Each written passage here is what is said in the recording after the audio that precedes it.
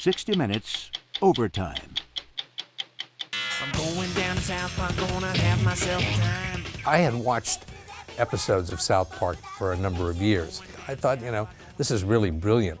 The South Park guys are Matt Stone and Trey Parker.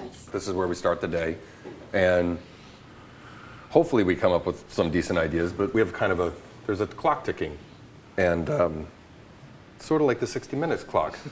Yeah, we hear that in our head. They pretty much start from scratch every week. They start on a Thursday and have to deliver a finished show with animation, everything, ready to go out on the air on Wednesday. So it's 6 days. Let's roll on this thing, okay? The heart of South Park has always been the room. Let's just take like 15 minutes to once again talk about how we might dig ourselves out of this hole for the first show. It's Matt and Trey, Ann Garofino, the executive producer, and two sort of associate writers. It's always the same. I pace around the table. The one thing we think we should do for sure is Stan's parents are going to stay divorced. And we sit there and go, okay, what are basically the three big funny scenes we can come up with today that have to do with this story? The idea that my parents are better off apart, and this sucks, but it sucks. Yeah. Right. That's a very anti-sitcom thing to go, Right. These two people need to be divorced. And then the last episode in the run, he's really bummed out because they get back together. And it's always, thinking, okay, what gets us out of this room? And once we get a couple of scenes, basically Trey runs in his office and starts writing it. No one's written a scene except for me in the last 13 years. Forever, because there's no time to say, okay, well, let's look at that. Oh, this is good. Let's do some notes on this. There's just no time. It has to go right from what Trey wrote, we print it out, we record it, and we still can change it because it's animation, but we have to get going on it immediately. So that's our daily rhythm. I think one of the reasons they do South Park at the last minute, which I've fought them for 15 years, is that they're always thinking that they're going to find something funnier. If they just don't put it down until the very last minute, they'll get the best, the funniest, the smartest thing in there.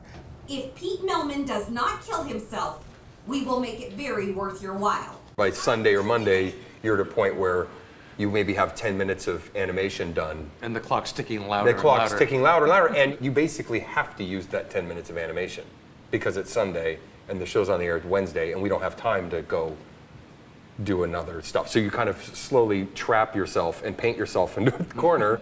A lot of times you're just searching for what the show is right up until the last minute. So, Mr. Obama, why don't you tell us your stance on military spending? Well, my opinion is that we interrupt this debate for an emergency news bulletin. It's Britney Watch, keeping you up to date with all your Britney Spears news. Oh boy, what's she done now? So the technology can go now as fast as we can, whereas that just wasn't true before. We'd all be sitting around waiting for computers to crunch. If this were Tuesday night before the Wednesday air and this scene were to come to us at 3:30 in the afternoon, you would see animation on this by 6 and 7 o'clock this evening. And the scene would be done by midnight. Right.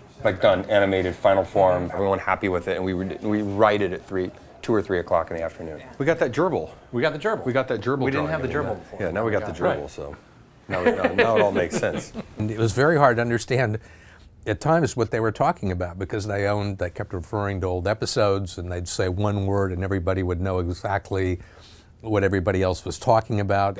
There's a lot of shorthand between you two guys.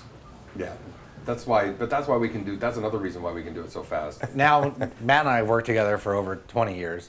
Most of the people in this building, we've been together for almost 15 years. Like the stuff I would have to explain to you to make this all make sense, we don't have to do that. And that's why we're able to do what we do. That's why we're able to do a show in 6 days, is because there is an insane amount of shorthand going on. Literally, I think Comedy Central almost every week has to pull the script and videotapes out of their hands and say, let's put it on the air, it's ready. That was terrific. Tuesday's always an all day, all night. Tuesday's almost always a 24-hour day. So we go to work, leave the house at 9 a.m. on Tuesday, get home at 9 a.m. on Wednesday. Well, then we sleep all day Wednesday and then come in and sit there in the writer's room and go, okay, what are we doing this week? Thursday morning, We do that 7 weeks in a row. Yeah. So we work exactly the same way. It's a different level of stress, right? To the chagrin of all of my producers. Yeah. I love the fact 60 Minutes works the same as us.